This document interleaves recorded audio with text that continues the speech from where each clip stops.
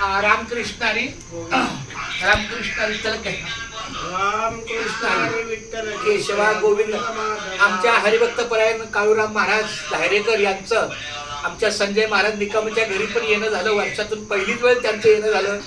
स्नेहभोजन झालं. आणि आता जाता आता देवाऱ्याच्या समोर पांडुरंगाच्या समोर देवाऱ्याच्या समोरच त्यांचं लेखन चालू आहे.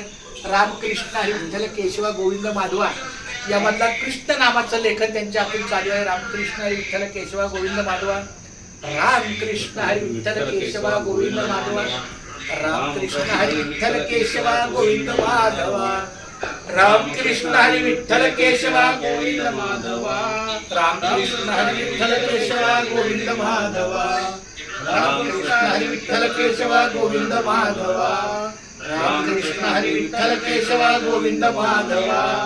रामकृष्ण हरी विठ्ठल केशवा गोविंद माधवा. रामकृष्ण हरी विठ्ठल केशवा गोविंद माधवा. रामकृष्ण हरी विठ्ठल केशवा. क्या बात है. रामकृष्ण हरी विठ्ठल केशवा गोविंद माधवा. रामकृष्ण हरी विठ्ठल केशवा गोविंद माधवा. रामकृष्ण हरी विठ्ठल केशवा गोविंद माधवा.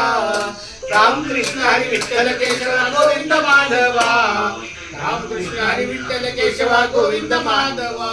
रामकृष्ण हरी विठ्ठल केशवा गोविंद माधवा. खूप खूप धन्यवाद बाळा. धन्यवाद. फक्त एक आशीर्वाद द्या. जाता घेऊन जावा आम्हाला. हा मंदिराचं काम लवकर ते पांढरं ऐका एक वाक्य सांगता राहू दे. मला एवढंच म्हणायचंय घेत नको नको नको. कालावधी फार झाला होता.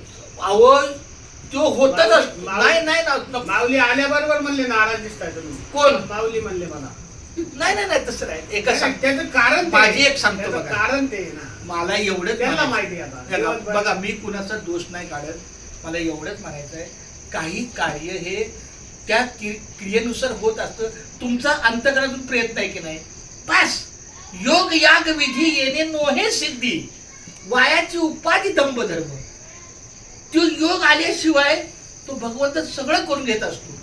आता तुम्हाला अजून 6 महिने लागले हरकत नाही. कारण गीतेत 3च शब्द मी शिकलोय. जो हुआ अच्छा हुआ, जो हो रहा है अच्छा हो रहा है, जो होने वाला है अच्छा होने वाला है.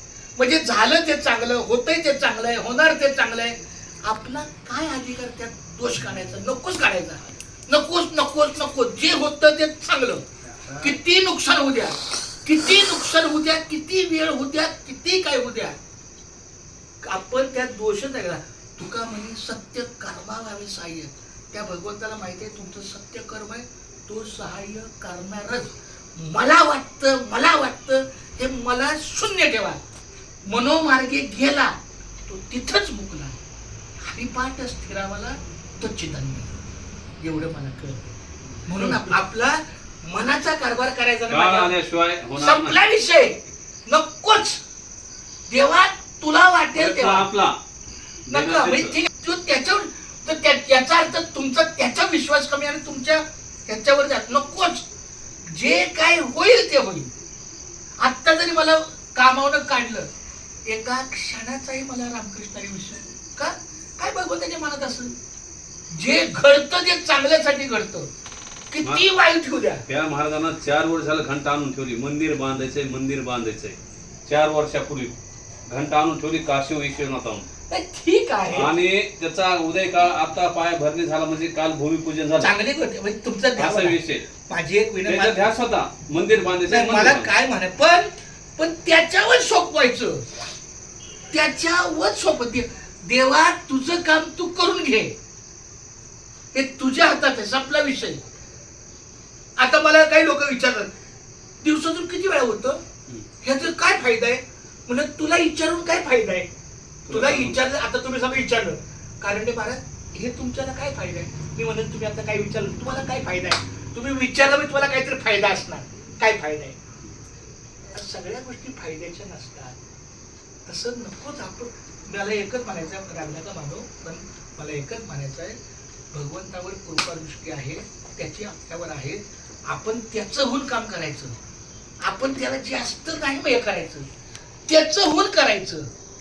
मला जास्त मी मोठा ढ आहे. फक्त मला एक वर्म कळलंय त्याचं होऊन करायचं.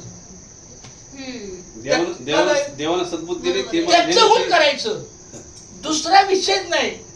देवा मला आता असं वाटतं, देवा मला अरे माझ्या बरोबर एकदम फक्त वाक्य बोला, मनासारखं झाले तर चांगले. बोला मनासारखे झाले तर चांगले. परत बोला, मनासारखे झाले तर चांगले. मनासारखे झाले तर चांगले. मनासारखे नाही झाले मनासारखे नाही झाले त्याहून चांगले. त्याहून चांगले. म्हणजे जेव्हा आपल्या मनासारखं होत नसतं तेव्हा देव त्याच्या मनासारखं करत असतो. हेच म्हणतात. आता तुमचं ते सध्या मंदिरच आहे जे आहे ते ना अरे, मंदिरच पण आहे. महाराज आहे ना सकाळी पूजा करतात.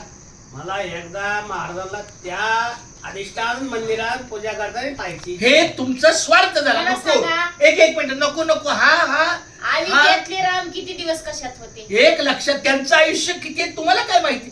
नको असं म्हणजे बघा तुमच्यात म्हणजे तुम्हाला लाख मंदिर पाहिजे मला. मंदिर हा, पूजा मग- पाहिजे म्हणजे मंदिर पाहिजे. सांगतो, पण हा मत शून्य आहे. नाही, मी नाराज आहे. नको, आज हे नको, काय नको. म्हणले नाराज काय त्याचं नको कारण नको मला नको सांगायची नको वेळ आली. नको नको नको. जिथं म आलं तिथं संपला. नाही या नाही नाही. ताईंचं उत्तर माझं नाही, असं नाही. आहे की मला मंदिर पाहिजे. एक मिनिट, अहो याचा महाराज रोज पूजा करतात. मी काय बोलतोय, मन असावा जेव्हा व्हायचं तेव्हा होईल. ज्या गोष्टी होणाऱ्या बरं ज्या आहे आपल्या मनातून संपला विषय. निश्चय केलाय ते भगवंताचे देण आहे. मग ज्या दिवशी करायचं योग याग विधी, योग आणि योग आला पाहिजे. तुम्ही किती विधी घाला पण त्याला योग नसल, वायाची उपाधी, ते वाया आहे, निरर्थक आहे. मला असं वाटतं मनोमार्गे गेला तो तो एकच तिथंच मुकला. असं मनाचा लांडा कारभार करूच नये. मला असं वाटतं, मला असं वाटतं, मला शून्य वाटतं, मी मोठा शून्य आहे.